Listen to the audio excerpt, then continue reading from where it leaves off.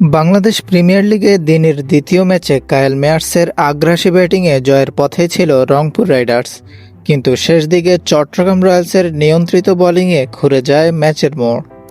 শেষ পর্যন্ত আবারও দলের ত্রাতা হিসাবে আবির্ভাব ঘটে মাহমুদুল্লাহ রিয়াদের। দলকে জিতিয়েই মাঠ ছাড়েন এই ব্যাটিং অলরাউন্ডার। সিলেট আন্তর্জাতিক ক্রিকেট স্টেডিয়ামে চট্টগ্রামকে 5 উইকেটে হারিয়েছে রংপুর।